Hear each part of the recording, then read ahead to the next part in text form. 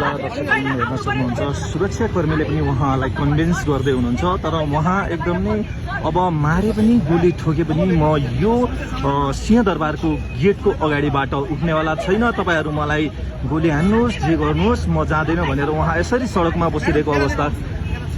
अब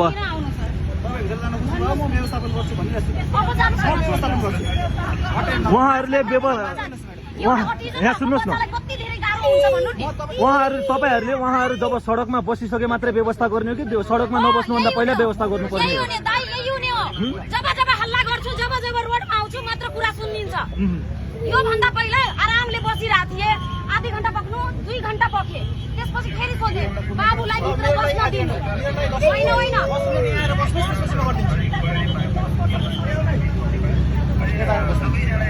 दर्शकबिन अब उहाँलाई छुने अधिकार बसेको छैन, छुवाई भने लाग्नु हुँदैन। बस्ने अधिकार छैन नि म्याडम, सडकमा बस्नु भएन नि यहाँ आएर बस्नु। सोध्नु त पनि आफ्नो परिवारसँग भित्र बस्न दिनु भनेर। मैले चाहिँ दाइ अर्की चाहिँ मैले के भनेको अर्की मैले यसरी जबरजस्ती उहाँहरूले सडकबाट यसरी बिस्तारै म्याडम गाह्रो हुन्छ त म्याडम। उनीहरूले के गर्ने त? यो छेउमा आएर बस्नु, यो छेउमा आएर बस्नु। उहाँलाई यसरी सडकबाट लताकै पुलिस प्रशासनले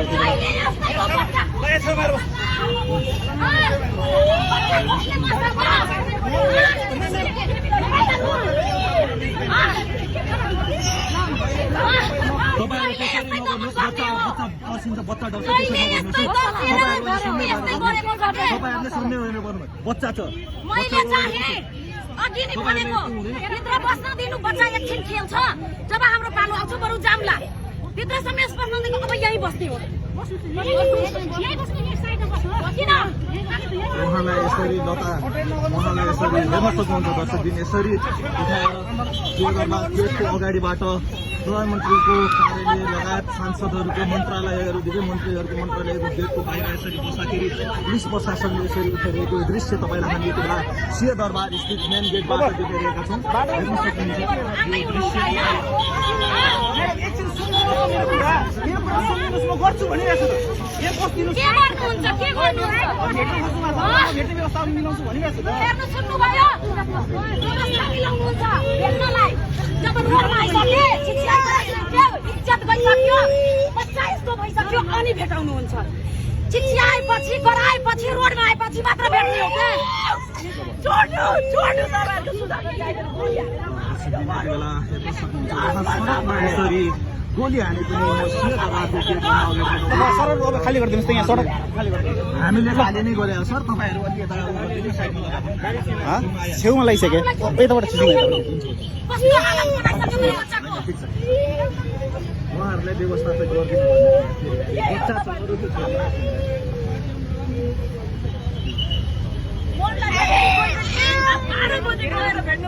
मन्त्रीले क्या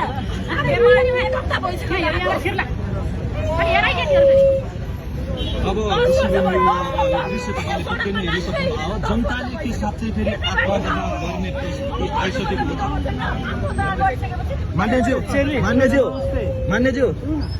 मान्यज्यू तपाईँ सुन्नुहोस् न, तपाईँ जनताको आवाज लिएर सदनमा जानुभयो होइन भने जनता किन यसरी सिंहदरबार तपाईँहरूको मन्त्रालयको तपाईँहरूको कति बाहिर यसरी बस्नु परेको अवस्था छ?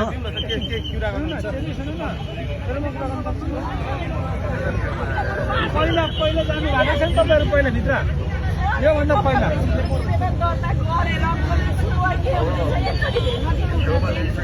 अहिलेसम्म पाउनु भएको छैन भेट्नु? कुरा गर्नु भएन, के गर्नु पहिला उहाँसँग बात विवाद गर्ने